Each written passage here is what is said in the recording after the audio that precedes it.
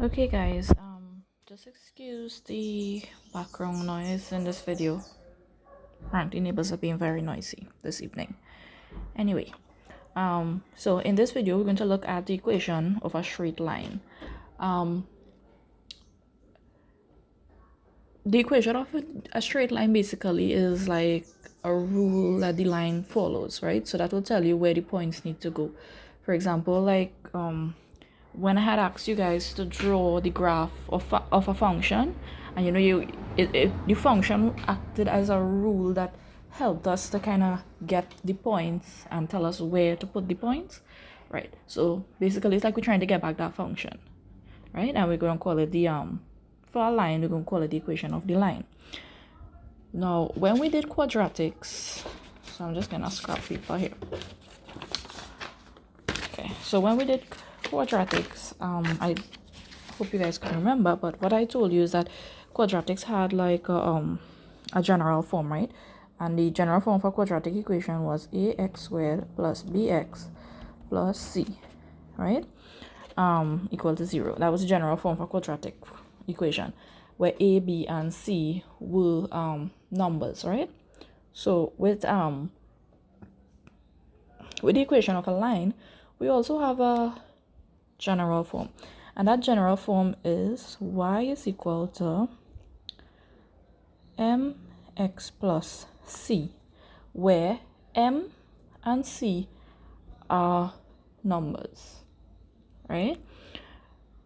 Now, your equation of your line could look all different ways, but the equation of the line could always be broken back down into this general form.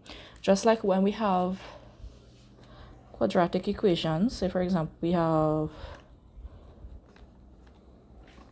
this quadratic equation, we could always break it back down to look like this. And we would carry things to the other side, transpose stuff, carry things to the other side of the equal sign and get it to look like this format, right? So this is just the general form.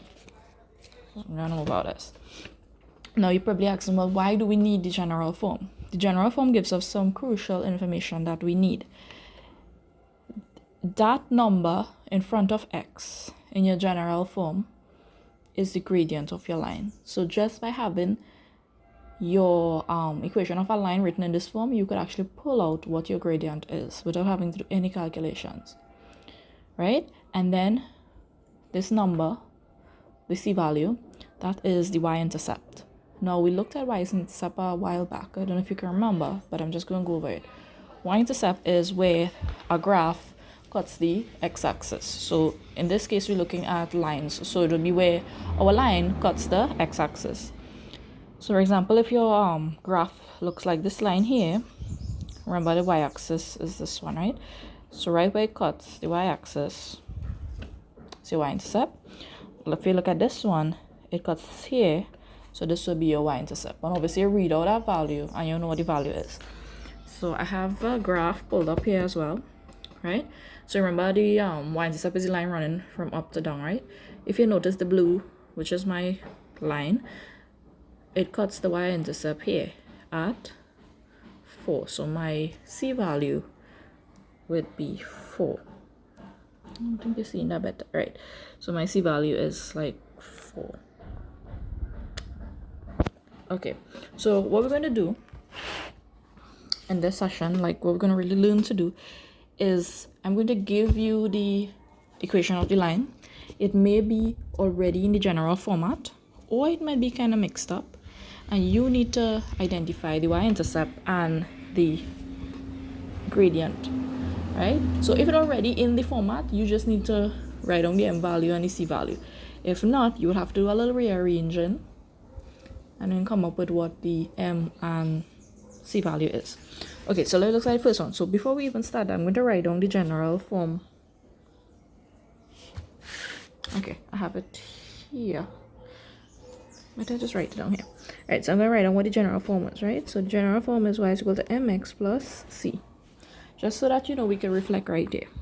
Okay, let's look at the first one. So it needs, in order for it to have the general form, it needs to be y by itself equal to some number times x plus some other number, right? we look at the first one lining up to that end, right? It has the y by itself, it has some number with x, and then it has some number by itself. So fair enough, that works. Okay, so if we want, we could just write back. You don't have to do this, right? I'm just writing it so you could see it, right? Everything lined up.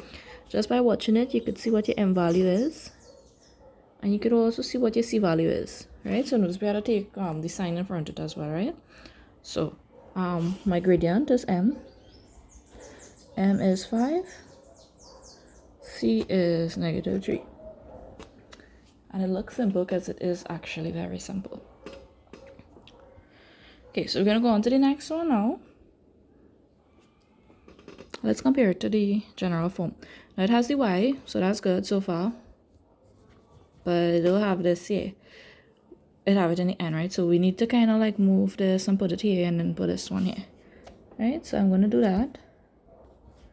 So it will be y is equal. So I'm just going to shift this and put it in front and then write my positive 2 back, right? So it's going to be -9x and positive 2.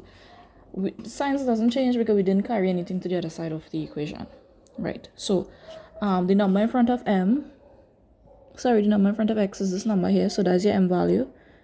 M is -9. C value is the number by itself. C is positive 2. And that's it. Okay, so we're going on now. Again, check out your general form. Now this isn't in the general form because it's a whole kind of thing here. So what we're going to do, if we move out this, we would have y by itself. So let's try that, right? So we're going to get y is equal to 3. We move in this will change to -5x. Right? So it's almost to this, right? But we need to have the part with the x first and then, right? So that's what I'm going to do next. I'm sorry, I don't want to block. So I can get this. Okay. So we're going to get y is equal to -5x plus 3. Right? I just rearranged that. I didn't transpose anything, so the signs doesn't have to change. Right? The number in front of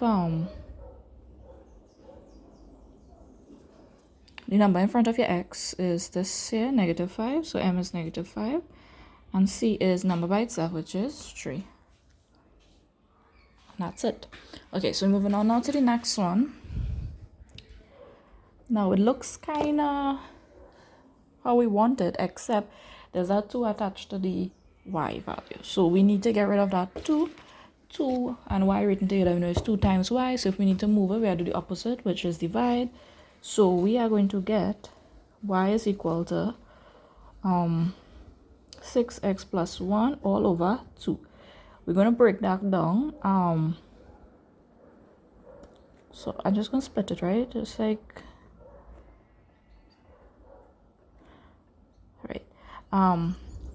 Here we can break that down. We'll get 3. So it'll be 3x and 1 over 2. That's a fraction, right? So a half. Now let's compare it to our general form. The number in front of x is 3, so m is 3.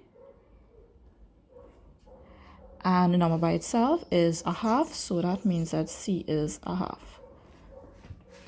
Alright, so I hope you guys are understanding what's going on here. Alright, so we have one more. Alright, again, if we look at this and we compare it to the general form, it is not like the general form. So we're going to have to do a little adjustment, right? We're going to have to get y by itself on one side of the equation, and then we can see what to do. So what I'm going to do is I'm going to move out this. So I'm going to get -2y is equal to 3. Take away 7x. Next thing I'm going to do is move out that -2. Because it is stuck to the y that was multiplied, so when I carry it across, it have to divide. So it'll be 3 over -2 and -7x over -2. We have to do some rearranging, right? Because the part with the x is supposed to be in front and then the rest. So we write -7x over -2, 3 over 2, right? A negative and negative kind of cancel out. So we end up with 7x over 2 minus 3 over 2. You know I get this minus from, right? This minus was from underneath here. Alright. Why did I... Okay, I didn't need to do that. Okay, so we check it out now and see if we can break down anymore. It cannot break down anymore. It is looking like our general form. Don't get frightened if you get fractions, because fractions are answers too, right? So attached to the x, we have a fraction, 7 over 2. So that means that m is 7 over 2. And c is negative 3 over 2, which is this one here. And that's it for this one. So the key points to remember when you're trying to work out the equation, when you're trying to get the y-intercept and the gradient from the equation of a line would be, firstly, to make sure it's in the general form. So if it is like that, it's easy, just write down your answers. If not, you might have some adjustment and arrangement too. You do it one at a time, one part of it at a time, until you get the required form. Also, don't get frightened or scared away if you see fractions coming up, because fractions are numbers too. And be very, very careful with your signs as you transpose stuff. And that's it.